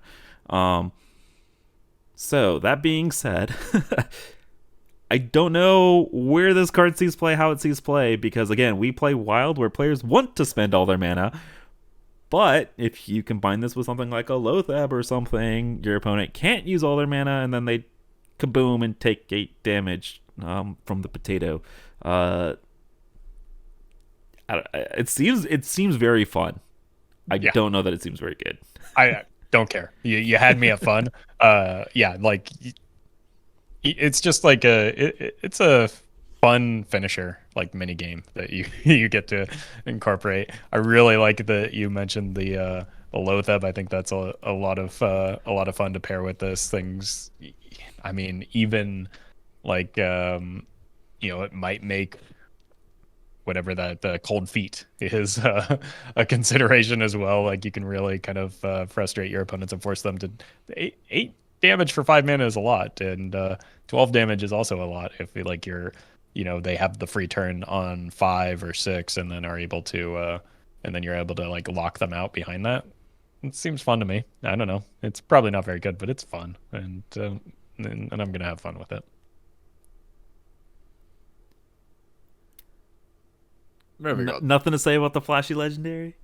No, not really. I don't want to be a downer. Like, look, it's dumb. It's dumb and it's silly. Everybody knows that. Yeah, like I don't know. It's cute. I like that they've like kind of introduced this mechanic, but yeah.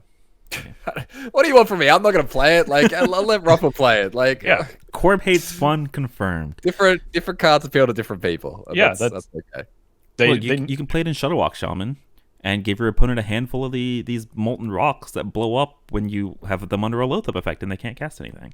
And so I hate to break it to you, but Finale is not Battle Cry. Crap. Today I learned. Okay, I also hate fun because I don't know where else that scene play. Anyways, let's talk about a card that does have Battle Cry. Let's talk about Magatha, Bane of Music. 5 mana 5/5. Battle Cry, draw 5 cards. Give any spells drawn to your opponent. So I think the immediate thing of interest is that you play this in a deck that doesn't play any spells or plays like 2 spells. And then this is a 5 mana 5/5 that draws 5 spells. You could also play this in a deck full of spells and then have this be 5 mana 5/5, give your opponent 5 useless cards that makes them overdraw. Oh, no, but I don't know. People were kind of doubting this, and I'm like, well, when your Secret Mage opponent plays Sage and you're really, really sad, imagine if any deck could play like Sage, like a 5 mana 5/5 that drew you 5 cards. I feel like you'd be pretty happy with that. It doesn't have any tribes, which is maybe like the biggest downside of this card, but it is a 5 mana 5/5 that draws 5, which is actually like pretty intriguing to me. Yeah, no, this card seems very strong and conditionally. This is the card I was talking about with LPG Mage, by the way, because you're running very few spells in that. You play 1 mana, draw 5. Come on, Roffle. I want to talk about this. Don't bring up LPG Mage. Come on. I think, that said, I do think some people are maybe potentially getting baited in like heavy minion types decks, because that's like, a mech paladin or a mech mage might be a place where this could fit, because that's the type of minion dense deck. But like the problem is when you're introducing not mechs into those decks, it creates some anti-synergy with the other things that you're doing. But I could very well see like a minion dense aggressive deck making good use of this. I don't know if it's going to be like a mech deck or like something along those lines, but even if you draw 4 and allow your opponent to draw 1, I would consider that a win. That seems good. Maybe like a tax paladin with just Call to Arms as your only spells, and then no, because then you're not running Conviction. You don't have the lethality. Like, oh man, it is an interesting deck building puzzle. Like finding the right fit for it is tough. The limitation that I do see is that not just because it doesn't have a minion type, but like it doesn't. Aggro is so fast in our format because of the density of synergy within those types of things, whether it's pirates, mechs, whatever the case may be. Having a card that draws you a lot of cards, but like is antagonistic with those types of synergies could counterintuitively slow it down a little bit. So like that's the hesitation I see, where it could be a Loatheb in a pirate rogue, for instance, right? Like that's not something that you really want to run, right? Because it's a very good card, but it's slowing you down by quite a bit. So finding a home for it, I think, is a little bit more challenging than people think, even though it is like undoubtedly a card with a lot of potential. Yeah, I think it's broken. I think we're gonna be seeing this a lot, like whether it is in the mech decks or like I haven't really gone through and looked at specifically like every single deck and figured out like, oh, just how many spells are we playing in, so and so. But I think it's just broken. Like, yeah, we're gonna see a lot of it. 5 mana 5/5 is a powerful effect, even if it doesn't come with like tribal synergies. Because like what, Mech Mage plays 4 cards that are spells, and then Paladin plays like 2. So Like just immediately there, like you got a lot of synergy there. I'm thinking about The go ahead. the thing about those two decks specifically, though, is neither of them are hurting for draw, and both of them kind of want the game to be over Well, around I think the time. it's not that they're hurting for draw, but that means that like when you don't draw your radar, or like if you only draw one radar detector, then you vomit your hand on like turn 3, turn 4, and then you have this on 5 for like that second wave of refill if you need it, which I think is like something that people are kind of underrating. Or like, yeah, it's not like the busted draw card, but it's a neutral draw package that you can put in every deck, right? And, Yeah. and the refill is like super important. So I mean, you're probably right. 5 mana draw 5 is just it's a lot of draw. So like you just take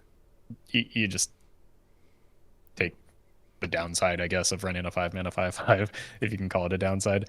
Yeah, you're probably right. You just run it in those decks. I do wonder. I know you were kind of memeing with the Reno Mage thing, but like a lot of Reno decks are becoming super minion dense. And so I wonder if you're just like, are you just shoving this in stuff like Reno Lock? Or I know Reno Priest is very minion focused at this point, which is like weird to say about a Priest deck. I think Reno Lock is a little bit risky because you do have very high quality spells that you probably want to run in that deck. But like in an LPG mage, you could probably just run 3 spells and like Give your opponent the LPG and then they have an unplayable card. It's easy. yeah. No, the idea is that you would play this after the LPG hits, and then you're drawing 1 mana minions. But yeah, I think this card will undoubtedly find a home or force an archetype if one doesn't exist. Like, do you just run this in Pirate Rogue? Like, Yeah, I was thinking about it in Pirate Rogue, 100%. like, you don't. I was thinking about it in Beast Hunter as well. Like, Yeah, you're not running any spells in that deck, are you? Not really anymore, other than like, Overwhelm. You play Overwhelm and Wound Prey, right? Oh, yeah, but you can cut Wound Prey. yeah, you just cut those. Yeah, Yeah, that's fair. it's fine. Yeah. So this card's very good. You guys talking it through, you're absolutely right. I think underrating it in like those specific minion type decks. I think it's just a good card. Yeah, I don't know why I was reading things where people were just like, yeah, but like, it's drawing you 5 cards on turn 5, and I'm like, it doesn't matter when it's drawing you cards, it's drawing you 5 cards, which is good. Wacky idea. I was actually thinking about this in Shadowwalk Shaman. If you just drop the Shadowwalk, maybe, or like maybe you don't even drop the Shadowwalk. Just play Murloc Shaman, baby. Yeah, like Murloc Shaman, because like even if you draw the spell, like You're Schooling's really good. You're drawing but Ice Devolve- Fishings. Well, Ice Fishing, Schooling, and Devolve, like I don't even know how good Devolve is these days. Is that too much? I mean, of a Devolve gets a lot worse when you're playing Political Talks, so. Yeah, I don't think Devolve has felt underwhelming. Yeah, like even so like Shaman's got Devolve, right? So why can't Shadowwalk? yeah, so if you're down to this like Schooling Ice Fishing, it's like, oh, you give your opponent Ice Fishing. Oh, how devastating! Like most decks probably can't even make use of that. And if you're Right. drawing 5, you're probably getting to all your pieces anyway. So Right. look, I don't know. The point is that like this is a very powerful effect, and it'll probably see a lot of play in lots of decks because even in Wild, I feel like decks in general in Wild are like much more minion dense while still being very, very strong. So yeah, I don't know. This looks busted. We're just gonna brush past the thing that like pissed off all of the Shaman Discord of you just saying cutting Shadowwalk from Shadowwalk Shaman. We're gonna move on and try to wrap it up here. I'm saving yourself. All right, that's saving you from your own comments. Throwing ideas out, man. I'm just talking it through. That's it. But you said the forbidden words. Can't do that. I mean, wrap it up. I know it's a mini set, not as many cards. I think we can all kind of agree that the 1 mana 2/1 Secret Mage card is probably the best card of the set. I don't know if you guys had any different things that you wanted to throw out there for that. Nope. All right, No. so I will ask you the most important question then of what is the card that you're looking forward to playing the most from these cards. 15/15 Taunt Lifesteal. Didn't even have to think about it. Didn't even have to scroll back to the library. Immediately knew. I completely understand though. Corb, what about you? I actually will go with the legendary that we just talked about. I think Mag. It's probably the big one. Also, the mana card and Priest and Druid. Of course. I like cheating. I knew Gross, that one. Yeah, sorry. Yeah. I'm gonna go with Abyssal Bassist, I think is the name of the demon dude that gets discounted. soft spot for Mage Warrior. Played a lot of that when the expansion dropped, and it's been a while since I've played it, but this might be drawing me back towards that deck. Card seems sweet, kind of exactly what that deck wants is like the last little piece for it to be a playable, good competitive wild deck. So yeah, let us know down in the comments what you guys are looking forward to. The most from the mini set, and just also to express your hatred for the 1-mana 2/1 Secret Mage card and how much you hate that deck, because Roffle will sympathize and like your comments, and hit you with that thumbs up. Before we wrap up, just want to remind everybody that we do have a little giveaway going for the mini set. Just make sure you guys enter the giveaway. Don't have a bunch of time to do it. We're picking winners in the afternoon tomorrow when the mini set comes out. So make sure you guys do that. Super simple. Takes you 2 minutes to enter, and yeah, make sure you guys do that. Hopefully you guys enjoy the mini set, and Roffle and Corp, hopefully you guys enjoy the mini set. I know I'll be watching your content tomorrow. Let the people know where they can find you guys and your content tomorrow. Yeah, you can find me streaming on YouTube tomorrow and Twitch on Thursday at Roffle on both places. And you can always find me at Corbett on Twitch and also Corbettgames on YouTube and Twitter. Something BS podcast too as well. Damn right, BS podcast. If you're interested in more standard stuff, you can always check out another podcast they do, Vicious Syndicate Data podcast with Zach. You can hear him talk about the forbidden format, Yeah. One day he'll get it, in the routine. I got banned from talking about it, Meowth. I'm just trying to be a good soldier. Just standard, not the other podcast. Come on. But you guys find me at Get Me Out on all those platforms. I'll be streaming tomorrow as well. Hopefully you guys all enjoy the mini set. I know we are playing wild, but it does seem like we have a couple of sweet cards to mess around with the mini set stuff coming out. But yeah, hopefully you guys enjoy, and we'll see you guys again next time. Later.